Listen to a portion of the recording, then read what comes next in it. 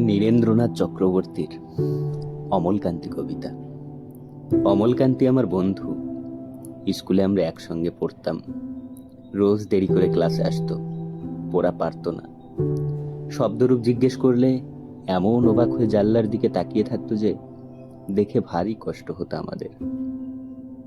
আমরা কেউ মাস্টার হতে চেয়েছিলাম, কেউ ডাক্তার, কেউ উকিল। অমলকান্তি সেসব কিছু হতে চায়নি। সে রোদ্দুর হতে চেয়েছিল, ক্ষান্ত বর্ষণ কাকডাকা বিকেলের সেই লাজুক রোদ্দুর, যা আমার জামফলের পাতায় যা নাকি অল্প একটু হাসির মতো লেগে থাকে। আমরা কেউ মাস্টার হয়েছি, কেউ ডাক্তার, কেউ উকিল। অমলকান্তি রোদ্দুর হতে পারেনি। সে এখন অন্ধকার একটা ছাপাখানায় কাজ করে। মাঝে মাঝে আমার সঙ্গে দেখা করতে আসে, চা খায়, এটা ওটা গল্প করে, তারপর বলে, উঠি তাহলে। আমি ওকে দরজা পর্যন্ত এগিয়ে দিয়ে আসি। আমাদের মধ্যে যে এখন মাস্টারি করে, অনায়াসে সে ডাক্তার হতে পারত।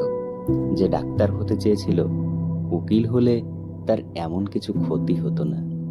অথচ সকলেরই ইচ্ছা পূরণ হলো এক অমলকান্তি ছাড়া। অমলকান্তি রোদ্দুর হতে পারেনি। সেই অমলকান্তি রোদ্দুরের কথা ভাবতে ভাবতে যে একদিন রোদ্দুর হতে চেয়েছিল।